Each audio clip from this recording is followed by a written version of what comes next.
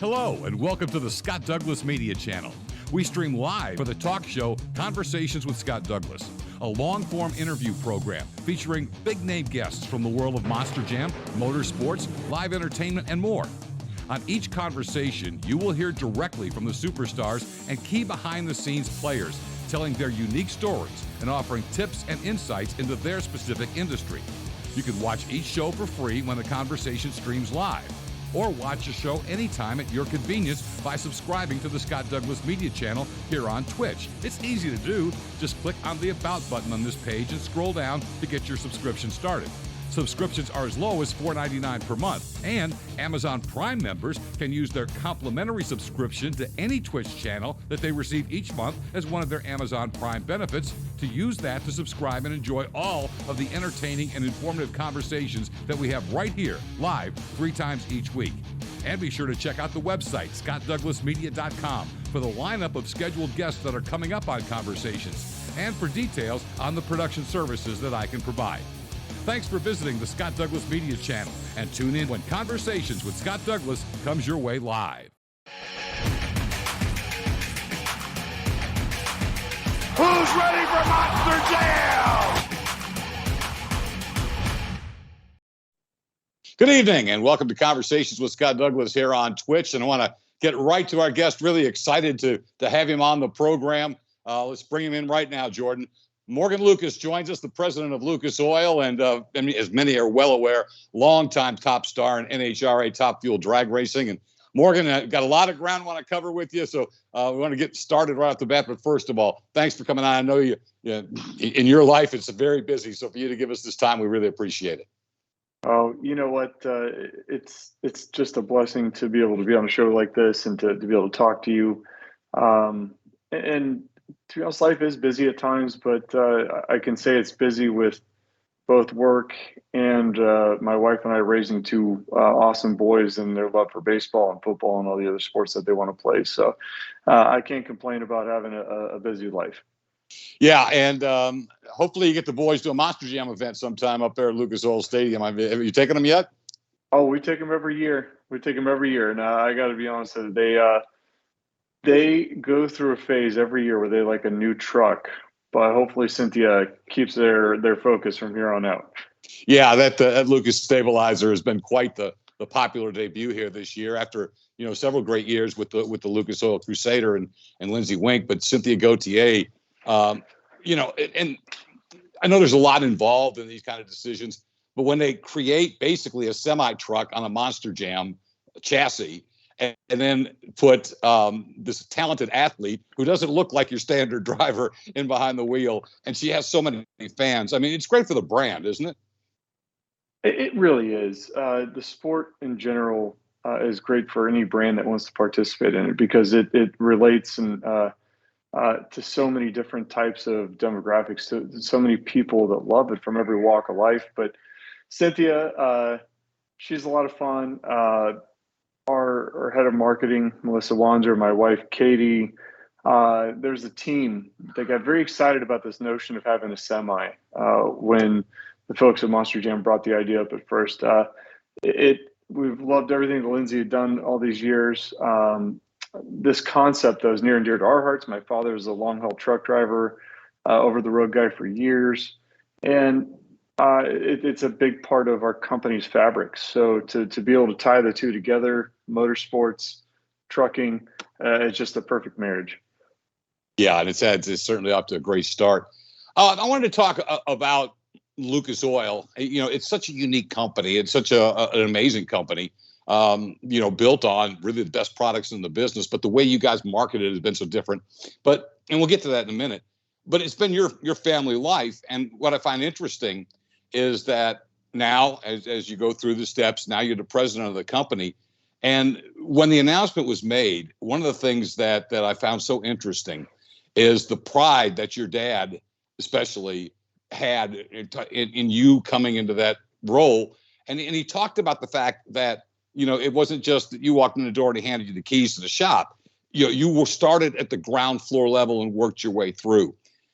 But my question is, because for any son, that it had to be wonderful for you, not only be promoted to president, but to hear your dad touting your achievements like that and how proud he was of you. That had to be a special moment. It really is. My dad comes from that generation where you have to really earn an attaboy. And I love my dad. He's done everything he can to work hard to provide for not just me, but my family, their families, as far as my brothers, sisters, all of his grandchildren, aunts, his sisters, and he's just kind of thrown the Lucas family on his shoulders and carried us across this finish line of life, really, in so many ways. And for me, it's something I would love to carry on. I'd love to see my boys have a career in this someday as well. But it does mean the world to me to have my dad, feel strongly and confidently in the capabilities that my wife and I share. That hopefully we can be the second coming of Force in Charlotte when it comes to the company. But at the end of the day, we're just doing the best we can to keep the ship moving in the right direction. We have a lot of fantastic people within the company that really make it happen on a day-to-day basis. So, with any luck, we're going to be around for the long haul. Oh, I have no doubt about that. And, that's one of the things, and you kind of touched into it a little bit there. I've had a lot of different experiences over the years. And, the couple of years that I got to do Lucas Oil programming and work with Ken Stout and that team, and even come out to California. We did some stuff in the studio there, and that was impressive to see what you guys were putting together. And that was pre-MAV TV. But what I see and what I've seen for so many years in the different ways that we've dealt with Lucas Oil is that there's this loyalty factor among your employees, and people stay with you for such a long period of time. It's clear that they love working for this company, and that to me is one thing that makes you successful. My dad always said it's not a job, it's a career. He wants people to look at being a part of Lucas Oil like you're being part of the family. It's special. It is really special, the loyalty that people have for my parents. I like to believe they have it for my wife and I, but my parents worked hard to establish that. There was many of long nights where they were out, putting bottles in boxes or blending when somebody else had to miss work or something that happened, or just concocting the next great product. People saw that in real time because my parents did it right alongside of everyone else. So that establishes a great amount of respect and credibility amongst your peers in that situation. When you really think about today's day and age, what they call it the Great Resignation, that's kind of the name for it now. So many people that just leave companies and go and jump ship. We are very blessed to have had such a low turnover rate. And it really does come back to my parents. They just live, they walk it like they talk it. They are just real people. They might live in a nice house now, but it's funny because that's just not who they are. I always thought it was kind of ridiculous, but they only bought it so they could share it with the community. It's just that's just who they are. They're people that love other people. Yeah, and I want to get to them more in a minute. There's one more point I want to make here, in kind of an abstract's not the right word, just kind of an overall. In today's corporate world, you see so often, what do they call them? Headhunters. They have agencies and agents and people who, shop around different executives and things like this. And I'm sure a lot of them are great at it and have had a track record, and then they go in and but they may not have a great knowledge of the business that they're coming into. Probably have to learn it on the job. Some do better than others. It seems to me that this is the way that it's most likely to succeed, is that, like your dad said, you've worked every job in Lucas Oil. You've learned that company from the ground up. You know what you got, what's been done and where it needs to go. I'd like to think that I do. This last year and a half, 2 years since supply chain issues really started rearing their head. It's been tough for us, just the same as it has been for everybody else. Raw materials are harder to get a hold of. At one point it was plastics. At one point it was corrugated, box. And then it's raw materials. Refineries are, struggling at times, and some are, down for service. These things just add up And we find ways, because of the amazing people that we have, to continue to pivot and continue to deliver the great products that our customers or end users want to have in this world. And that goes to speak, there's so many companies that really are just doing everything they can to continue to deliver for this world, because they need it. People need it. People need cars to get to the grocery store. People need food once they get to the grocery store. And I know, I'm sorry, I got on a soapbox here for a second, but to that point is that I do feel like the knowledge that I have, that I've gained over the years, whether it's by osmosis of watching my parents, working on the lines, helping run a sales team, going on calls, doing a customer service work. I might not have an abundant amount of time in each of those fields, but I do know that I learned something from all those areas, and I've made relationships in all those areas, and that does benefit you when it comes to running a company. But for me, having a racing background and going into more of a corporate vibe, I constantly make the joke that in racing, you have to be good at spending money, and on the corporate side, you got to be good at making it, right? And I think the most valuable thing that I've learned is surround yourself by people that are smarter than you. And in some cases, that's easier it's easier to do than you would like to admit. But it's good to have just brilliant minds bringing fresh thoughts and ideas, and they're also the same people you want to be in the trenches with whenever you have to hunker down and make tough decisions. You hit on something I'd like to expand on. I hadn't really thought we'd talk about this, but it just hit me when you're talking about that. People watch the news and they just see the tip of the iceberg. They see, okay, there's no baby formulas in the stores. It's now the big panic and trying to get that figured out. But the idea of the supply chain, and it's somebody in your case, I mean, you just see it. I was at Hagerstown Speedway a couple of weeks ago, and literally the Vaughters Motorsports team had to spend all day Saturday taking out and literally rebuilding an engine on the ground at the Speedway, because the supply chain issues are such that they had to refurbish parts. You just can't go, pistons, or they can't get pistons. They couldn't get this. They couldn't get that. And when you're running a business, I mean, that's the lifeblood. It is presenting challenges that everybody's got to deal with. I think sometimes people don't think about. It really has, because it's a holistic problem. It's you take a world and that's used to running and complementing each other in the sense where there's shipping and sales and forecasting and doing all these things.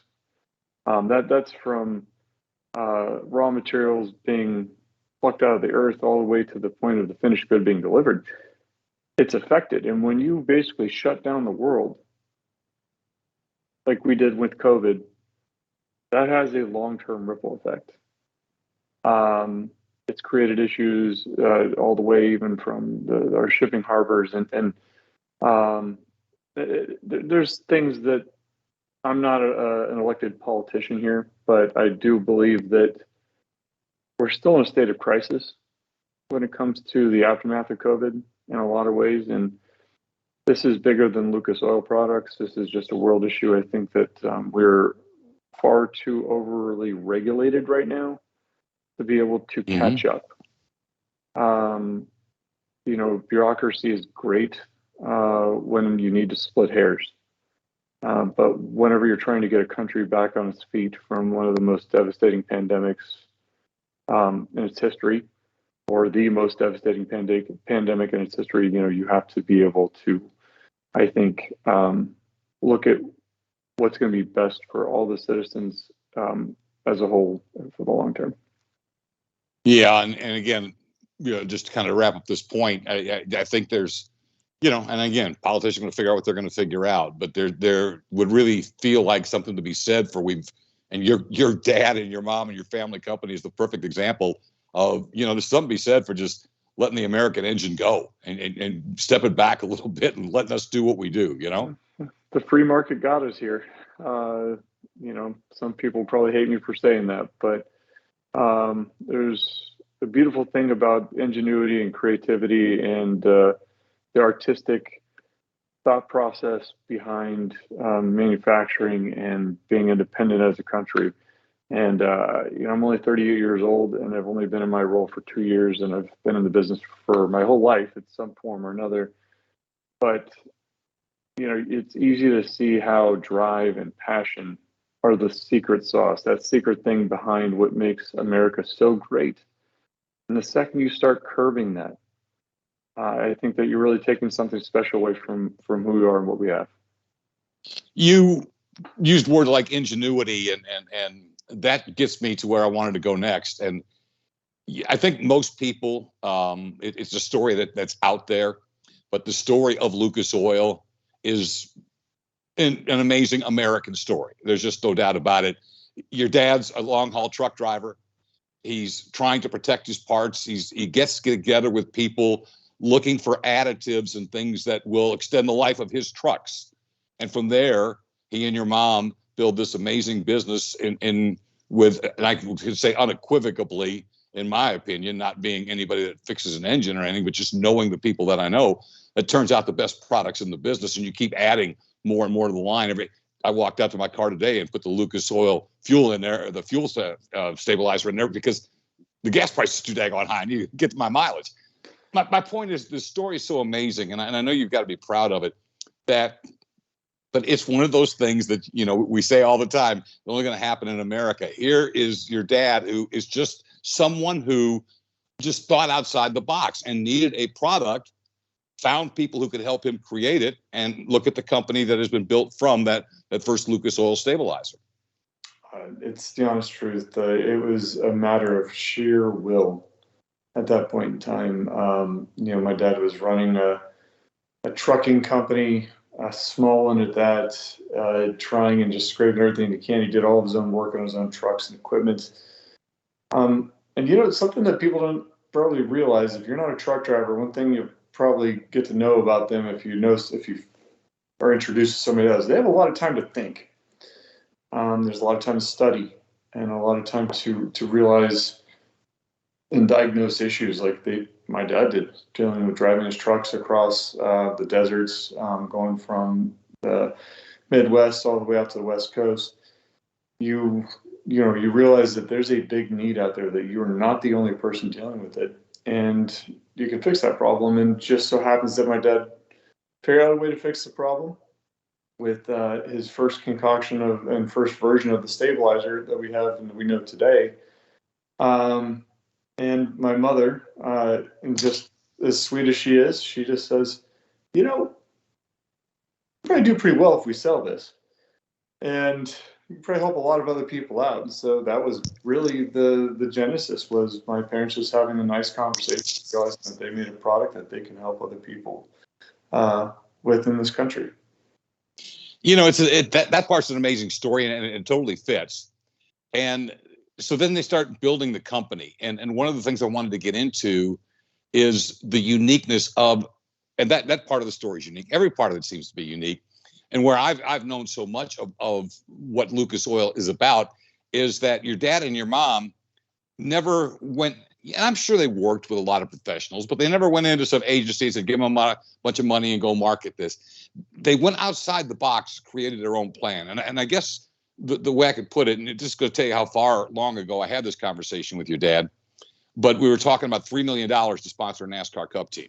Now, that's going back several years, because you probably get a couple of races now for that. But the way he explained it to me, and I'd just like to get your take on that Lucas Oil perspective of grassroots motorsports. Your dad had this passion for promotions and this passion for grassroots motorsports, and his thought was, okay, all these other big companies are out and they've got that car and they've got that car. I can take the same amount of money and I can literally be at every racetrack in the United States on all these grassroots racing series, from pulling to off-road to this. The list, as we know, goes on and on. It's such an outside-the-box type of thinking, but it goes back to what we talked about earlier with your employees. Not only did it create a great marketing tool, but it ended up creating this literally millions of people who have been touched by Lucas Oil, and they're loyal to your products. I talk to Jim Kohler in the Avenger all the time. To this day, there's only Lucas Oil going in the Avenger and any of his trucks. And so you built that loyalty along with it. And it just seems ingenious to me. And I know you've got to feel like that's been very successful. And I would assume a lot of those things you're going to continue. Like I said earlier, we're blessed, man. It's really interesting to take a look back at where we've come from to where we are now, and to even try to envision that without motorsports being right in the middle of it. I watched my dad race in Ventura and hobby stocks, different cars like that. And when I was a kid, and that was his first real, like, I'm going to say, vice, if you will, because my man loves to drive, and he was good. He was really good. Interesting story not a lot of people know is my dad was racing in this figure eight hobby stocks at Ventura. Guy hits him, rolls the car, comes down, pops the tire off the bead. He drives it back in, gets the tire swapped out, comes back out, finishes second, drives from the back all the way back up to the front again. And you find out after the race that his hand smacked the roll bar so hard inside that he broke his hand. And it took weeks for it to heal. And I remember as a little kid thinking, I was like, man, that's pretty cool. It's one tough SOB right there. That's probably not what I thought at the time, but in hindsight, that's what yeah, exactly. But I think that's the kind of thing that influenced me in my love for cars and motorsports, and that happens all the time. There's a parent that is taking their kid out to the racetrack somewhere, and the kid is just thinking that is the coolest thing they've ever seen. They're going out to Lucas Oil Stadium to go watch Monster Jam and watch Cynthia and all the grave digger, everybody, just Max D, one of my favorite trucks. I got to be real with you, man. I think that I just love that program. Just everybody out there. It's just such a great show. Well, those kids, they light up when they see those trucks come out, and the parents do just right along with them. And that's a passion.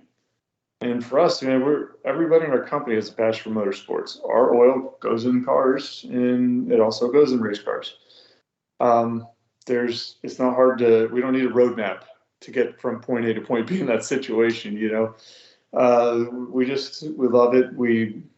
And it's also really kind of for us, it's a sense of pride to see our branding on, I think a vehicle or a piece of equipment that somebody else takes so much pride in as well.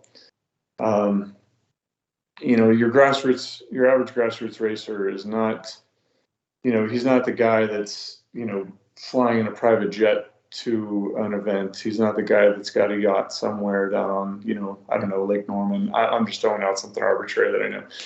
I'm not saying all the Cup guys do that, but it's just a different, it's a different breed. But people are passionate, they're supportive, they're loyal to it, and we want to make sure that people have a place to go watch and enjoy their favorite type of racing. Well, and it's certainly been something that's paid off. And in that answer, you kind of got to where I want to go next. So we're going to get the commercial break in, and then we're going to talk about this journey and where it takes Morgan Lucas to 300 miles per hour.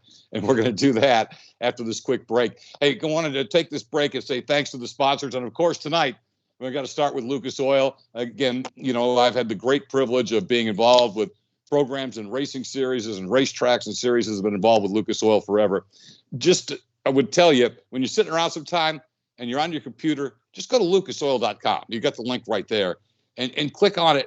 And first of all, you're going to see all the great products when you want to get done. But scroll through the page, because there's so many great initiatives from Forest Films to Protecting the Harvest to all the cool series that we're working with on MAV TV and all the different types of the Lucas Oil Pro Pulling League that my friend John Mears and Leslie Mears are so proud of, and the Lucas Oil Late Model Series that I had the pleasure of doing for a few years. Check it out. It is just the coolest site. And again, you'll see this grassroots we're talking about it and how Lucas Oil supports so many forms of racing and how everybody appreciates their support. Also want to say a big thanks to PNC Bank, great sponsor of motorsports in our area, but really in markets throughout the country, great community citizens. And again, another place where I encourage you to hit the website, pnc.com. And these days, you can do a whole lot of your financials right there online. Don't even have to head to the branch unless you want to say hi to the friendly tellers over there while you're there. Take a quick break. Back with more with Morgan Lucas right after this.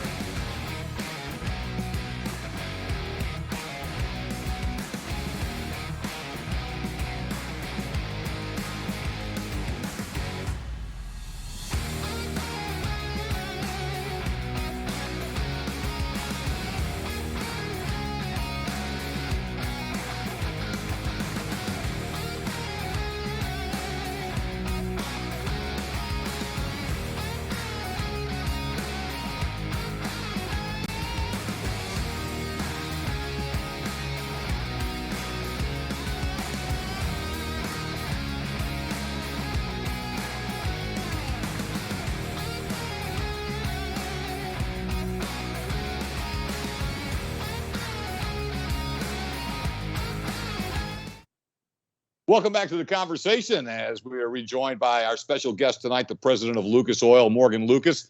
And you talked about being around the racetrack, and during the break, you and I talked about it crazy, nice with a smile, a nice crazy. We both have respect for the guys who drive figure eights. Your dad, you said, loved it. And, I made a living being around it for a lot of years. So that's fun there. But you're growing up around motorsports. You're talking about going to the circle track. Where does a love for or an interest in drag racing come in for you? I think at the root of it, I probably had, as a kid, more of a love for classic cars, muscle cars, hot rods, street rods, things like that. I always thought that those were, and always still do think those are the coolest cars in the world, right? I'm starting a restoration on a 67 Chevelle. And to be honest with you, the thing was cherry when I started. I just can't help myself. But, it's one of those things that I just love engines. I love the mechanical aspects of them. When I was a kid, my dad was racing dirt track cars. I couldn't go in the pits. That drove me nuts. I was hard-headed, excited about it. And I remember the first time they took me to a drag race. It was one of the first teams we sponsored, Jason Rupert and their group, and they were in Bakersfield, California. We drove all the way up to go say hi and see them, and really enjoyed being around the car. Big engine, huge, things sounded big, loud, and mean. Then we went to Pomona to, I think it was a World Finals.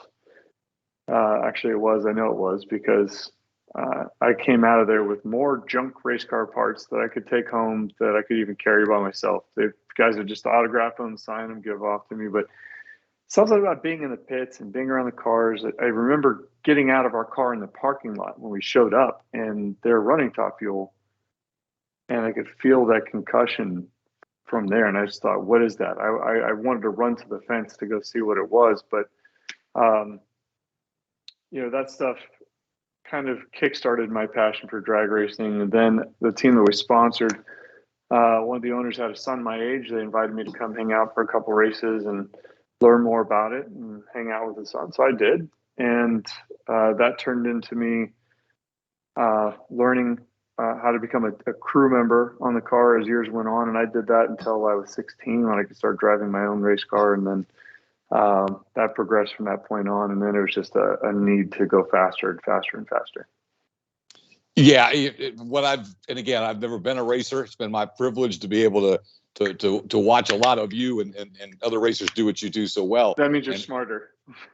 But I have an appreciation for it. And, but the thing is that it's always about, it seems, that passion and whatever it is. Again, if we're going to reference Monster Jam here and there. If it's Monster Jam, okay, Ryan Anderson just won the high jump championship at whatever it was, 40 something feet. Well, how are they going to go 42 or whatever the next thing is? Cynthia won it last year. How's she going to go higher?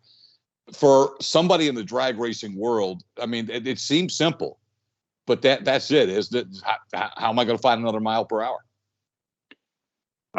That's exactly right. I mean, in just my tenure, literally tenure of 10 years of professional racing, there was so many massive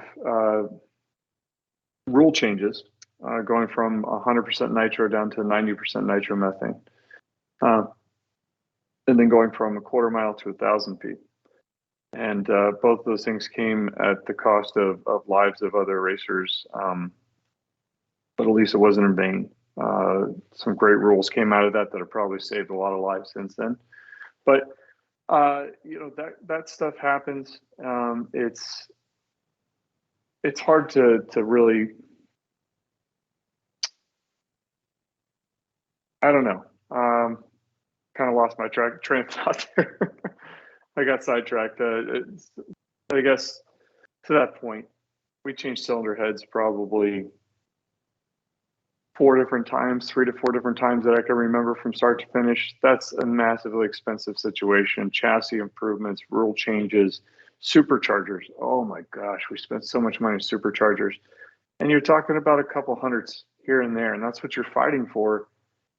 But at the end of the day, it's just who we are as racers. You're constantly trying to get faster and better, and we got sucked right into that. And if you ever want to make a small fortune at drag racing, start with the big one.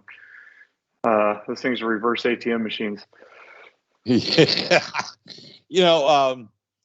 The guy I worked for a long time in the circle track business and the figure eight business was Andy Vertrees, and he used to go back and look at these guys. He'd be in rules meetings, and everybody's, especially the late model guys, they wanted this, they wanted that. And, and he took a couple of years where he said, okay, boys, speed costs money. How fast do you want to go? But then the next statement he would make to me is that you can't let the racers make the rules or they'll spend themselves into bankruptcy every time because of the things you just said. For that 2/10, what do you have to spend to get it? And the hardcore racer is going to spend it if they can get their hands on it. That's what happened in drag racing. You get the right, wrong people bending the rules and, doing things that create the gray area. And so many rule changes happen because of the gray area. And the smarter the crew chief, the more gray areas they'll find within the rules. And it's funny because trying to curb costs can also cost you a lot of money too. I mean, gosh, it's six figures just to buy a template for a cup car, if I remember correctly. Yeah. And you're sitting on, probably a dozen of those things if you're a big enough team.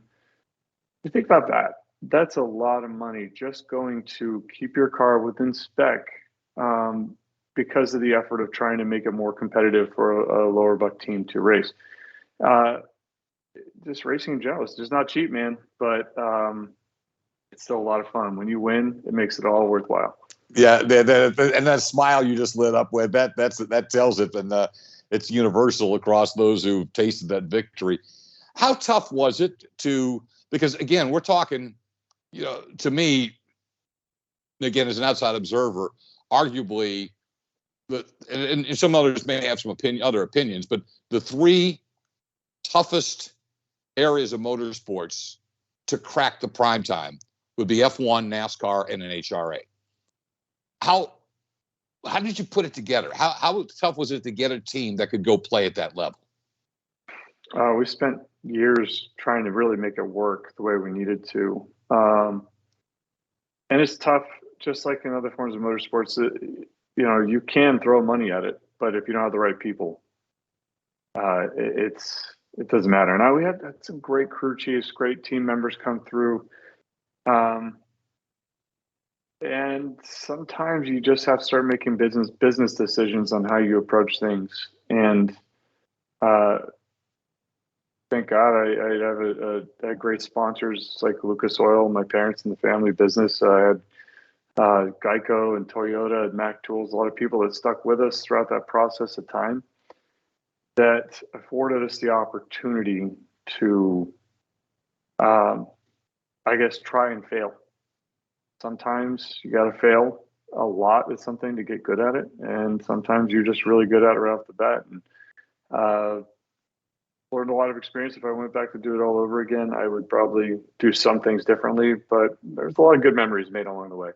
I'm sure of that. This idea, again, of me being the broadcaster. So I've had a couple of experiences. One I just did at my age a few months ago, which was strap into the back of Dennis Anderson's extreme monster truck ride and let him fly me around in North Carolina. And it was amazing after all the years I've done those shows to experience that. And you see it, but you can't know what it's like until you're in there with the icon himself flying around and you're in the back seat. I bring that up because my experience in broadcast was very short-lived in drag racing, but it was with IHRA when Feld was working with them, or the company that took over before Feld was working with IHRA, and they brought me in to do play-by-play for a couple of years. And even though it was going to be a studio job, it made sense, since this wasn't my background, to go to the track. And so I'm getting all the feels and seeing what it's all about. And I can't remember who it was, but whether it was a TV guy or a racetrack guy, somebody said I had to go stand at the tree when the top fuel cars came off the line. That rearranges everything that's in your body. I've never felt anything like that in my life, which is leading me to a question. What's it like when you're sitting in the seat, if that's what it feels like just standing on the ground? Yeah, it's funny. I loved driving the cars because I loved to compete. But I still, to this day, remember the first time I hit the gas in a top fuel car. I went from driving injected nitro dragsters that were just all torque, high gear only cars. They were, rev up 5,000 RPM at the starting line, and you might hit 6,000 at the finish line. It was never big RPM cars. So I got into a top fuel car after that, which is basically a supercharged version of what I was driving before.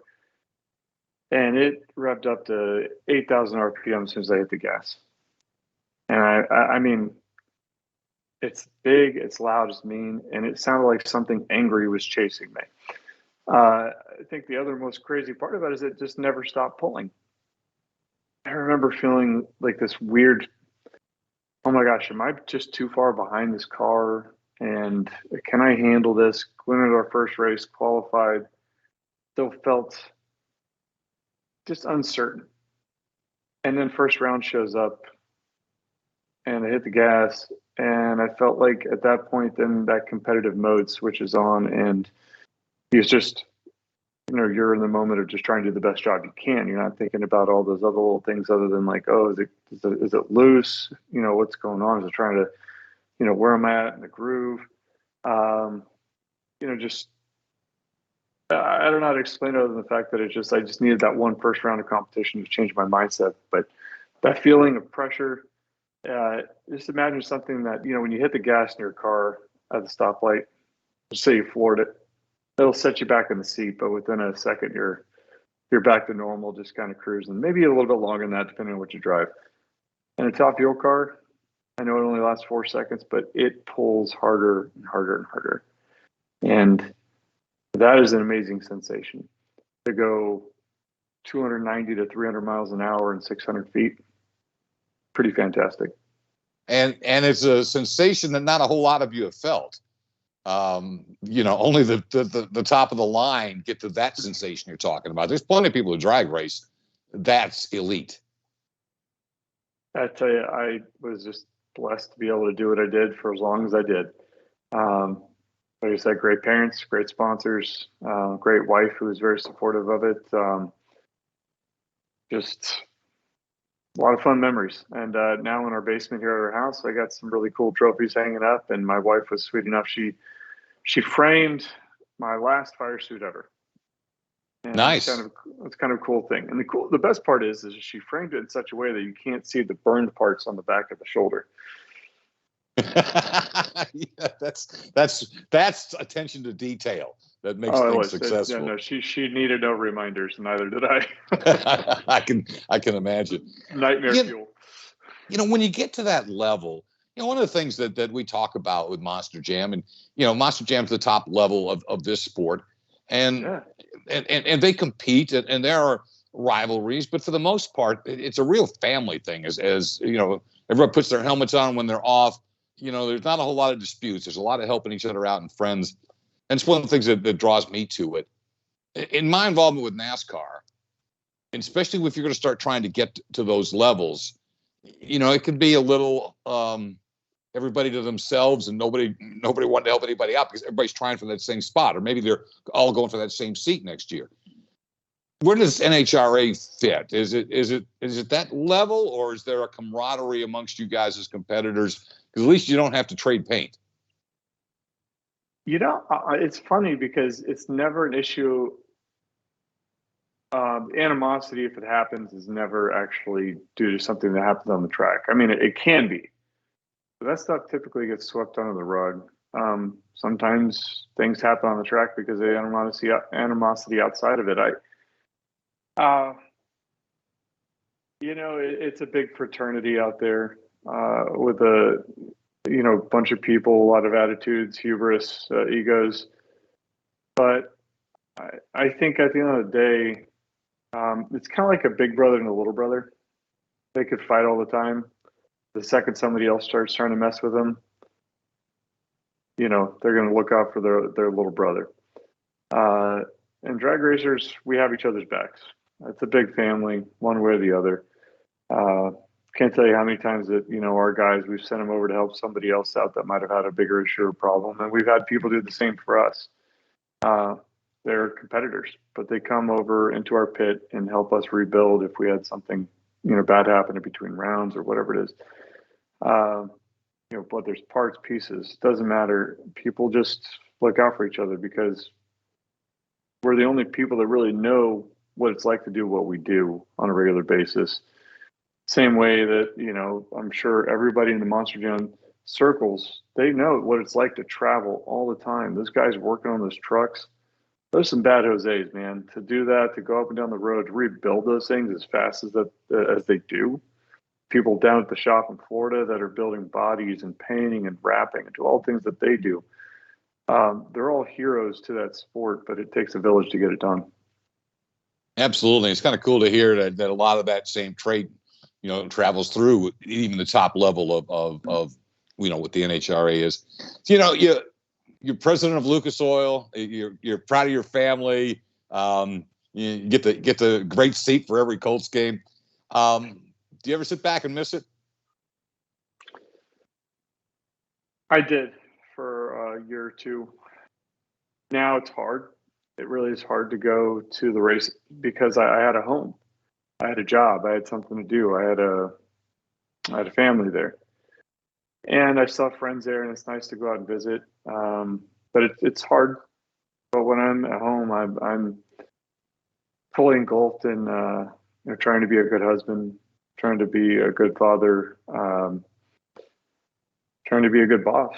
My kids, my oldest just finished up his first year of travel baseball last year at 8 years old.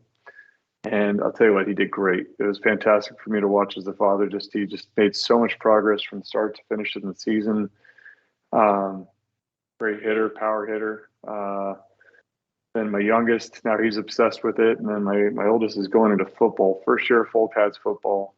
Took some convincing with my wife to make that happen. Joking. All kidding aside, she loves football.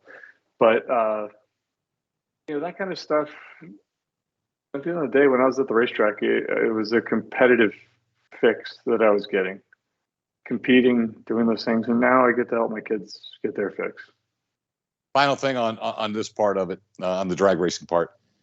So is there, if I just, and this may not be possible, and it's fine if it's not, but if I just said, what's the ultimate moment for Morgan Lucas in his drag racing career? Was there one win, one honor, one kid you made an impact on? Was there one thing that would jump out at you first? I'll tell you, it wasn't my first win in Top Fuel. That one, I feel like, we ran okay at times, but we kind of backed into it a little bit. But the win in Indy, when I was running part-time, the whole team, the full-time team and my part-time group, was a great group. A lot of fun. Things just felt like they were clicking, even when they didn't. Even when we were running bad, they still felt like, hey, we got a chance to win this. And for a group of guys running 6 to 8 races a year, that was kind of cool. But I think what was really special about it is it's here in Indianapolis, U.S. Nationals. My wife was there. Just figured out we were pregnant with our youngest. My oldest was there with us. And win the race, whether it was running low ET of a round or whole shot wins or tire, we won every type of round that you could win in that situation. It was hot, it was nasty. My friend's father, one of my best friends, if not my best friend, his dad, who had just went into remission with cancer, used to drag race, used to drive bracket cars, things like that. Never got to sit in the cockpit of a nitro car when it warmed up. And so I put him in for a warm up. And he got to be on the starting line with us. He helped us out with the car, and I got pictures of him doing it. Everything was there. It was like this storybook weekend that if I bump my head tomorrow and can only remember one of the races that I had, that would be the one I'd want to keep. Great story, and a great career. And again, but it's just part of a overall picture of life for you. And we're going to talk about some more of that. We got a few more minutes left with Morgan Lucas. Got to take our final break right now. And hey, just a couple things I want to mention going into the break. First of all, We've made it easier. If you haven't picked up your Conversations with Scott Douglas merchandise or that's some serious elevation homes line we've got on there, you just got to go to scottdouglasmedia.com/merch. Takes you right to the merch store. And, everybody's always looking to add a little bit of a different collectible. So if you need something to add to the collection, love to have you do it. And do want to make sure everybody's aware that tomorrow night we'll be back on with a conversation at 8 p.m. Eastern time. I guess I'm looking forward to this. Two of the premier broadcasters and live event announcers in all of motorsports. And I want to be clear that I'm saying two of the best. I'm not saying two of the best females. I'm not saying two of the best in just monsters. They're two of the best anywhere. They're grabbing a microphone and making these motorsports come to life. Leslie Mears and Kay Young will both join me tomorrow night. And I'm sure I'm going to be the victim of a lot of that, but I'll take it willingly and can't wait for that. Then next Tuesday, because I just want to keep having some of our more popular guests back. And I know he's been on before, but every time he's on, the show ends and it's like we could talk for hours more. So Mike Wine is coming back on, the original Jersey Outlaw driver, comes back on next Tuesday. And I'm sure he's got a full summer full of new smack to talk about, everybody he's ever run against. So we'll have that coming up as well. So be sure to tune us in. And again, that'll be free for everybody to watch live on twitch.tv/Scott Douglas Media, 8 o'clock tomorrow, and 8 o'clock next Tuesday as well. All right, taking this final break, back with more with Morgan Lucas right after this.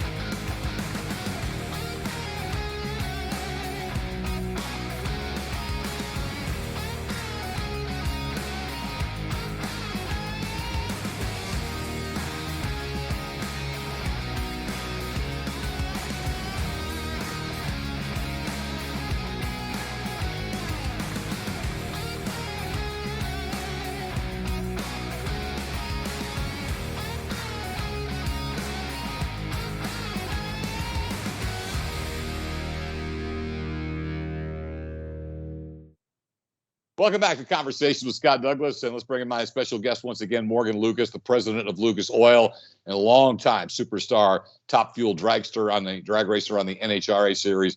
And, of course, so many things. I mean, there's a lot of different ways we can go. I did want to mention and encourage people to go to the website. You and your family and your dad, there's so many cool initiatives. But I really thought things like protecting the harvest or things like people might not expect. And some of the conservationist things that you've been involved with. If you would just talk a little bit about that as a company initiative and what it means certainly to your dad and to your family. It really comes back to one thing, and that's loving your neighbor. Protect the harvest. Something my father got behind years ago because he's a huge supporter of pet owner rights, but also animal agriculture, and specifically agriculture as a whole. He believes in feeding Americans, and also can sympathize and empathize with the people that are working hard to, raise cattle, or, I mean, it could be any type of animal agriculture, as well as, plant-based agriculture. And, the population is not going down that fast, if it is at all. And I'm sure it's one of those things where, 10 years from now, we're going to be looking back saying, how are we going to feed all these people? Or something along those lines. We have to be able to produce and have integrity within that. And that's what my father fights for, is as those people that sometimes are afraid to fight for themselves. They're afraid of the backlash that comes with it. But the reality is, when you really get down to the real nitty gritty of that, it's helping others. And that's similar to my wife. She heads up all of our philanthropic efforts with Lucas Oil Products. And most literally all that we do is based around helping people. A lot of it's based around helping kids. We work with St. Vincent's, Ascension St. Vincent's, and Peyton Manning Children's Hospital. It's a great program that helps so many kids in central Indiana, across the state, really in multiple states. People will travel across because they have so many amazing specialists. And what's really cool about that place is that they don't refuse service to anybody. They're there to help, whatever it takes. And that's really a special thing to have in your community. Sometimes it's trying to put food on tables. Sometimes it's just partnering up with the people that we care about. Sometimes it's something that it's kind of us believing still in that American exceptionalism that we should all still have. And we got involved with the National Medal of Honor Museum and program based out of, the new museum being built in Arlington, Texas. We just love our brothers and sisters in this world, and it's just all about just, trying to help do our part to keep the ship afloat. Yeah. And, again, I know all of us who work with you are proud of all of those things, and it makes us proud that we can just say that we're sponsored by Lucas Oil. Lucas Oil is a part of it. So many of those have been grassroots, but where your dad was willing to write the big, he's written a lot of big checks, but where he's willing to write the big one was right there with that love that your family has for the Indianapolis Colts, that beautiful stadium. Lucas Oil Stadium, still one of my favorites to go watch a Monster Jam or watch a football game in. I know you got to be excited. Training camp's opened, and how you feeling about your Colts up there this year? Well, I feel good about them. And I just want to tell your listeners, if, it doesn't matter if you're a Bengals fan, a Titans fan, or even a Rams fan. God help us if you are. I'm joking, sorry. But at the end of the day, Frank Reich and his wife Linda, amazing human beings. Amazing human beings. You want to talk about stuff that they do in the community? They're really out there trying to educate and work and help, and actually, legitimately help victims of sex trafficking. It is amazing. Oh, wow. Doing. Yeah, it's called Not Today, KNOT Today. Look it up. Fantastic program. And then Carly Ursay, her husband Zach Gordon, great folks. It's just a great organization to be partnered with. Yeah, we get a lot of benefit from it from a marketing standpoint, but they're great people. So it's easy to root for them, on top of, wanting them to get some primetime games from having a good record, right? But I feel good about the Colts this year. Young receiving core. I think that this is Paris Campbell's year to finally, make it, deep into the season. The poor guy just, he's the bionic man. He can't stay healthy, but he is just fast. And he's just got great hands, runs an amazing route. Matt Ryan, watched him at training camp. Guy looks phenomenal. And when you have Nick Foles as your backup, you can feel pretty comfortable that you got something good happening there. Yeah. All in all, I think I obviously could talk about Jonathan Taylor and all the amazing people in the defense as well. The reality is they have a great squad. They need everything to click. And this could be the year, but I felt like I said that last year too. Yeah, and one thing is the couple of mocks I've seen, I haven't jumped into my league yet. That's coming up. It looks like Jonathan Taylor is pretty much 1 or 2 in everybody's fantasy drafts. You got to have Jonathan Taylor. I had him last year. Thank God I had him last year. You know what? After the draft they picked up the kid. I think is out of Central Michigan. What's his name? He's a left tackle. I don't know if he's going to start, but I have a feeling he's going to finish. He's really good. So the Colts, they're putting a lot of stock into, getting Jonathan Taylor some running lanes, and I'll tell you that it makes sense. And the guy works out. He stays healthy. Knock on wood. Hopefully we can get a good season out of him. But, like I said, Chris Ballard, he just does all the right things.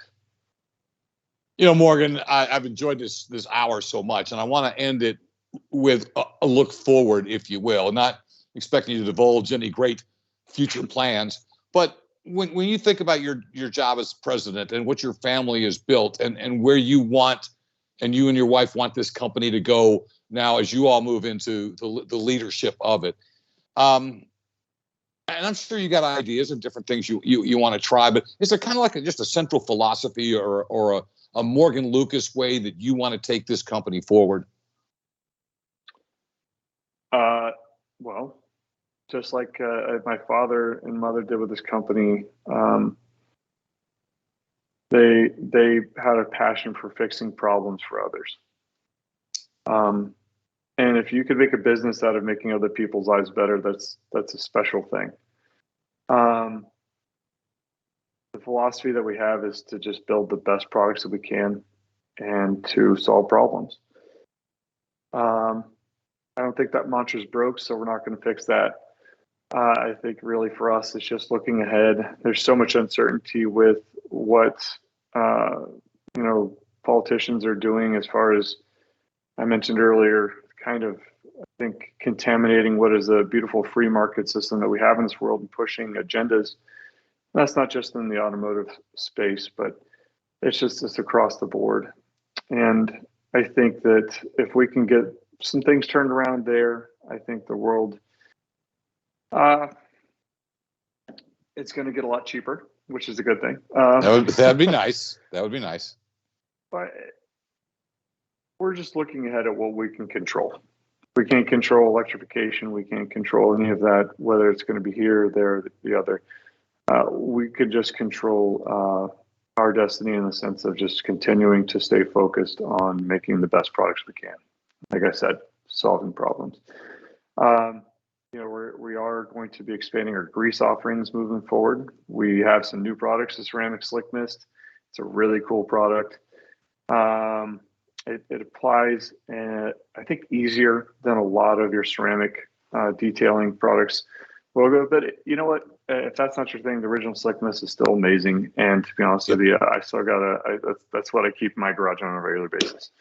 I just think that if there's one thing that, as a representative of Lucas Oil, I think that I wish that we could say on a parting note is that just make sure you love each other out there in the world. That's what we need more of out there right now. And when you go to Monster Jam, hold doors open for people. Just try to do the right thing by everybody else around you. Amen, sir. The final word I have to say while I still have you on here, people who watch this show regularly know that I like to go into my wardrobe and pull out the archives, whether it's an old Speed shirt or a Motor Madness shirt. They haven't seen me wear this one. This is the Kentuckiana Motorsports shirt.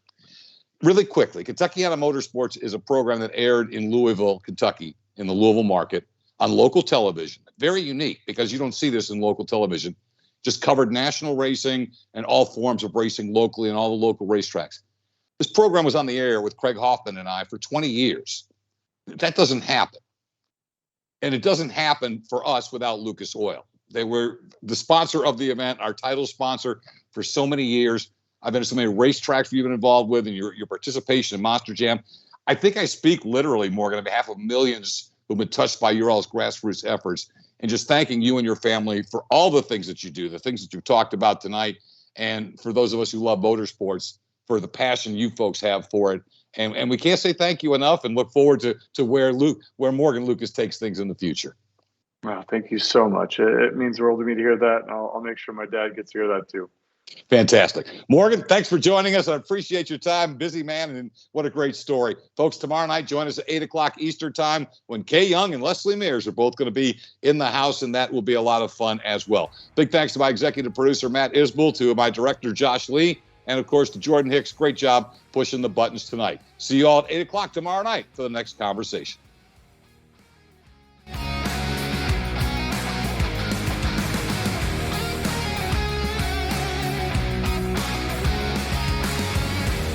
Hello, and welcome to the Scott Douglas Media Channel.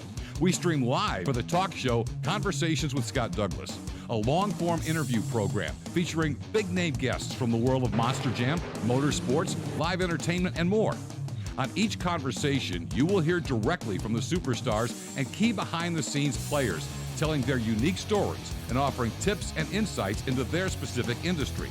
You can watch each show for free when the conversation streams live, or watch the show anytime at your convenience by subscribing to the Scott Douglas Media Channel here on Twitch. It's easy to do. Just click on the About button on this page and scroll down to get your subscription started. Subscriptions are as low as $4.99 per month, and Amazon Prime members can use their complimentary subscription to any Twitch channel that they receive each month as one of their Amazon Prime benefits to use that to subscribe and enjoy all of the entertaining and informative conversations that we have right here, live, 3 times each week. And be sure to check out the website, scottdouglasmedia.com, for the lineup of scheduled guests that are coming up on Conversations, and for details on the production services that I can provide. Thanks for visiting the Scott Douglas Media Channel, and tune in when Conversations with Scott Douglas comes your way live.